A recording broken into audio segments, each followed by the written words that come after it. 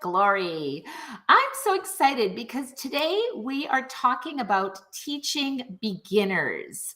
And by the end of today's little mini session, I'm going to give you 3 tips on teaching music theory to beginners. And I'm also going to give you a great resource. So I'll save that goodie for the end. But I know it's something that if you are a music teacher, you can just leave me a little note in the chat box. Yes, I am a music teacher, and I'll actually send you a little link so that you can get a little more information about teaching music theory. So if you're here and you're interested in teaching music theory, just leave me a little message, yes, and I'll be sure to connect with you after the call today. So on our little Ultimate Music Notes with Glory today, I have 3 notes that I'm going to share with you. So let's see what they're all about today. You know, it's interesting, isn't it? When we think about notes, we as music educators and musicians, the first thing we think of is sound, right? So today I'm going to share 3 notes with you. And the notes today are D, A, D. So what do those 3 notes mean to you? You can share with me in the chat if you're a music teacher, whereabouts you're from, and what do those 3 notes mean for you? Well, perhaps the first thing you see is you see a word. You see the word dad. And in fact, it does spell dad, even though I'm not talking about my dad, but I am sharing with you the 3 notes of D, A, D. But speaking of dad, we've all had people who have influenced our lives. And I want to share a little story with you before I reveal my DAD notes today. When I was a little girl, my dad was very instrumental in teaching me music and learning music the right way. In fact, he was really fussy with all of the things, in particular with rhythm. That was an important aspect of what he felt was really, you can play wrong notes, but my goodness, you better stay in time. That's what was my dad's thing. So I think it's important for us to stay in time, but we want to also be really musical in all other aspects of our teaching. So let's see what the dad tips are all about. Let me start with the first letter, which is D. So D stands for discover. Discover. That's a great word, isn't it? Discover the magic of music. So in tip number 1, I want to talk about how you can discover teaching VAC. So if you know what VAC means to you, I have a little question for you. So VAC is visual, auditory, and kinesthetic. And if you know your learning style, just go ahead and throw it in the chat box. Are you visual, auditory, or kinesthetic? Or maybe you don't know, you're not sure, and you can just type in there, I'm not sure, and that's okay too. So let's see if you know your learning style. You can give me a V, A, or a K. Do you know your learning style? Yes? Or not so sure. So our first D is to discover. So what do we want to discover? As music educators, when you're teaching beginner music theory, the first thing you want to help your students do is just discover the magic of music. So how can we do that? So tip number 1 is to discover how to teach VAC. So visually, we see how all these dots and lines really create sound. And it's so important to be teaching music theory really right from the beginner. And in fact, you and I both know that you can't actually learn to play any instrument unless you know music theory. Now, for some of you, you might say, well, I just teach it at the lesson. But when we write things down, we actually engage in 30 to 40% more retention of that information. And that's why it's important to use music theory workbooks, such as, of course, the Ultimate Music Theory Beginner ABC books. So when we're thinking of visual, we see how the dots and all the lines connect to the sound. Auditory learners. So now we're going to connect all these symbols that we see on the page, and we're going to create these into the sounds of expression. And that's why it's so important to really know how to express yourself: visual, auditory, and kinesthetic. So auditory learners, so now they're going to take all of these sounds that they hear, and some students are really quick to play by ear, aren't they? And if you're not an auditory learner, you might be amazed at how they can just hear something and then play it. So what's your learning style? Are you visual? Do you like to read everything on the printed page? Are you auditory? Do you like to hear things and copy? Or kinesthetic? So kinesthetic are when we actually take the music, that we read or that we hear, and we actually are going to play it, and we're going to play it easily. One of the things too is that when you engage in teaching using all three modalities, that's how you can help your students learn faster. Learn faster. Make sure that we're using the techniques for visual, auditory, and kinesthetic learners, because that really improves sight reading skills, ear training skills, and ultimately our enjoyment of music, right? So let's see what our learners are about. Are you visual, auditory, or kinesthetic?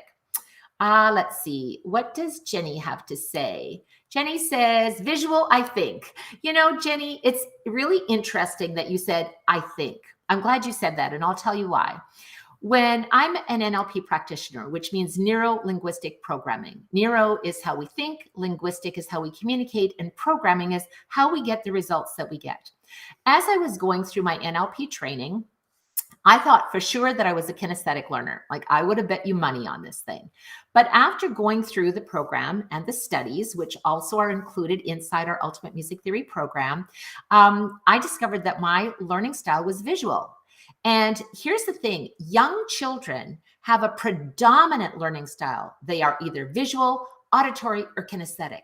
And as we get a little bit older, then we can kind of have, a secondary learning style, and we still have a strong learning style, but we can have more than one. So I'm glad you said, I think, and I invite you to jump into our Ultimate Music Theory program, and you can discover the real answer, Jenny. And sometimes it's interesting to discover that, because I thought I too was kinesthetic. Turns out I'm visual. But here's the important thing is that when we're teaching, we want to make sure that we're teaching students in their learning style. And so if we are a strong visual learner where we always read music from the printed page, and we always say to our students, read your music, but in fact, they're an auditory learner, then we're not serving them at the highest level as a teacher. Does that make sense?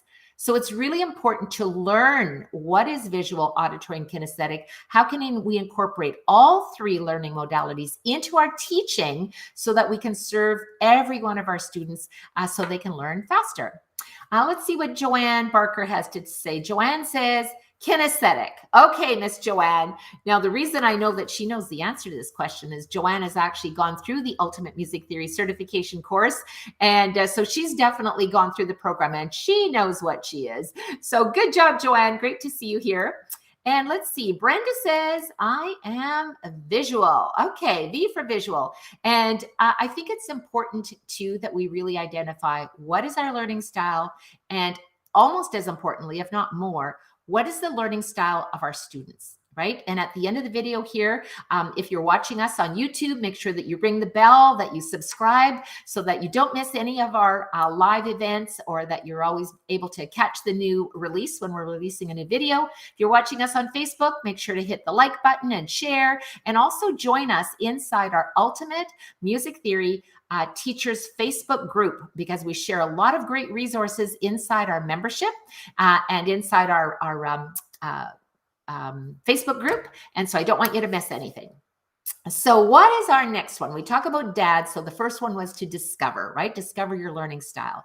Our next one, the A, is for analyze. Now you might think, well, that's obvious, but let's think about teaching beginners, right? If you're teaching little beginners, and when we talk about beginners, there's all different stages. You can have young beginners, you can have teens that are beginners, and you can have adults that are beginners. And regardless of where these beginners are, we still want them to analyze. And so I say analyze everything. So here's tip number 2. I want you to think about this.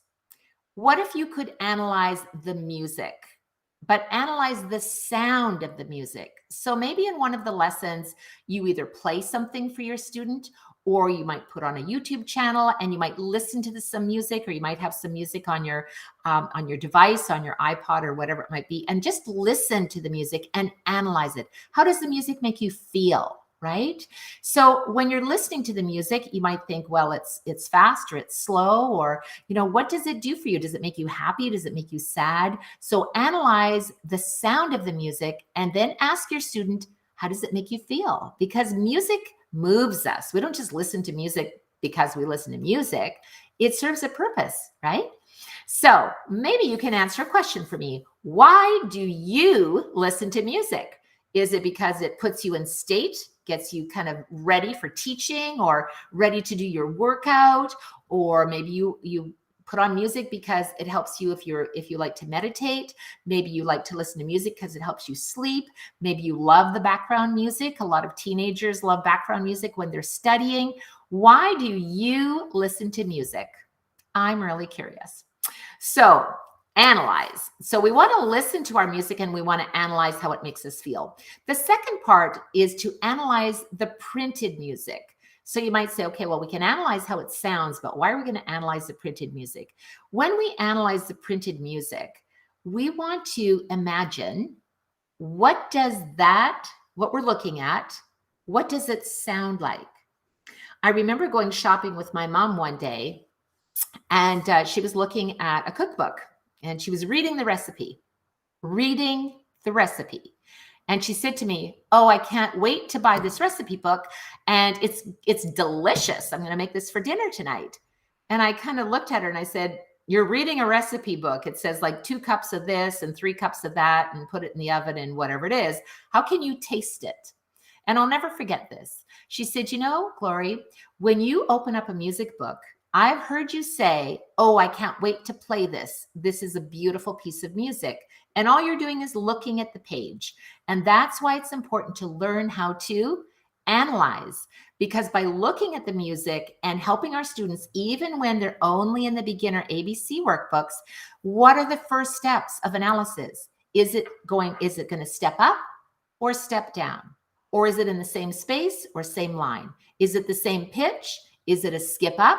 Is it a skip down? All of these visual aspects, we're already teaching them analysis.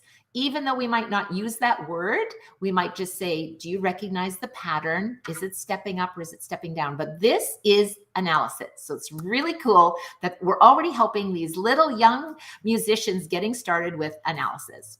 So what's up next? So now we talked about analyzing the music by listening to the sound, analyzing the music by looking at the printed page. And the third part of the analysis is analyzing your own performance.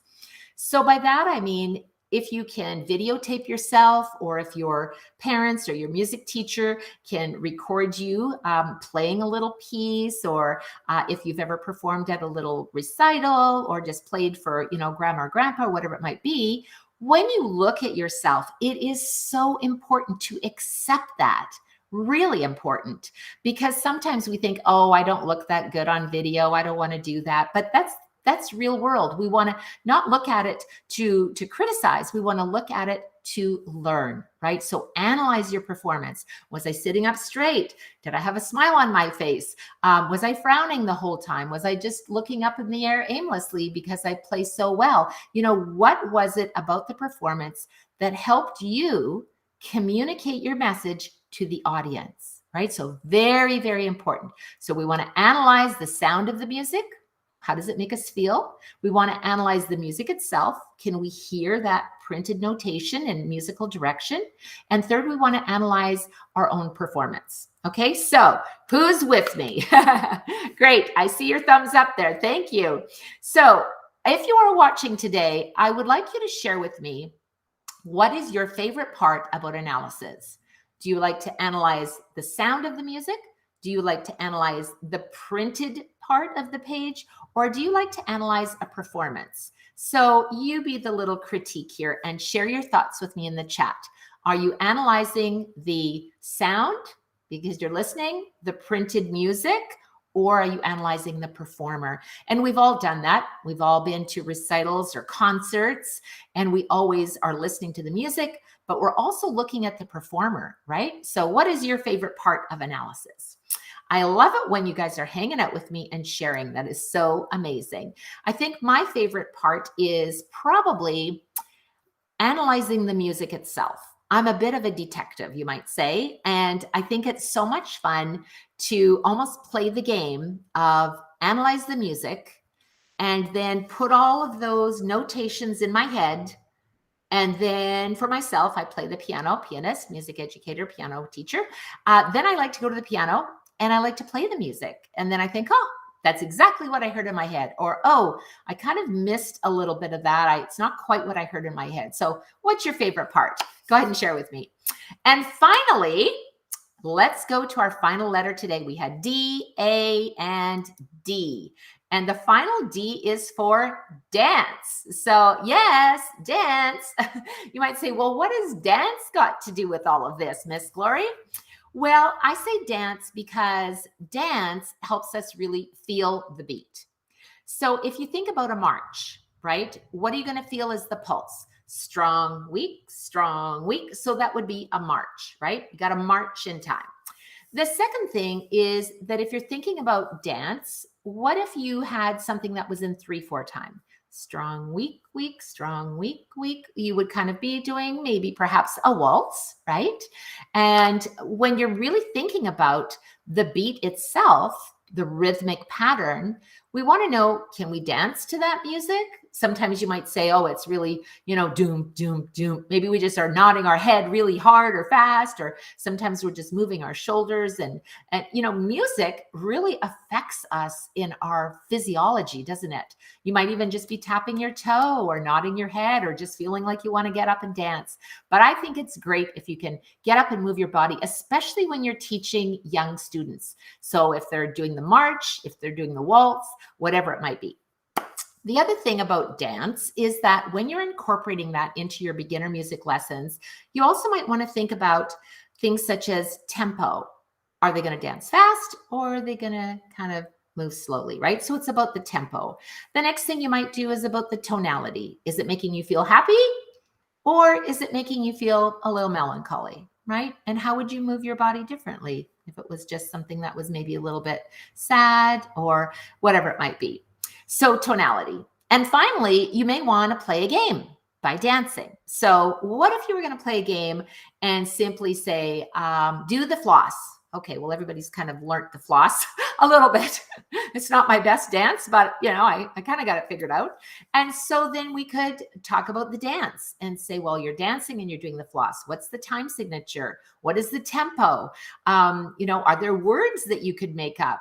So there's so many elements when we're teaching music theory to young beginning students that we really want to incorporate DAD. We want to discover, we want to analyze, and we want to dance. And that really is the fun part. And if you're looking for some fantastic resources, I definitely got you covered. You can just leave me a little note in the chat that just says, yes, oh, yes, I'd like to learn more, Miss Glory. And you can simply go to, simply go to our teachumt.com. We've got some fabulous resources there for you so that you can discover, you can analyze, you can dance, you can learn everything that you need to do about teaching music theory to those young beginners, whether you're doing ABC beginners, whether you're teaching young students, whether you're teaching some older students. We got you covered. Everything from lesson plans to worksheets to games, whether you're teaching online, whether you're teaching in person. The resources are all there for you. And you can also join us live every week inside our coaching calls. And we would absolutely love to have you join us. We have a lot of fun. We are really there to support you in your teaching. And if you're jumping into the coaching call of this week, we just covered exactly how to teach the Prep 2 rudiments for lesson number 1. And of course, you can always jump in there and watch the replay in case you missed it. So make sure that you are getting started.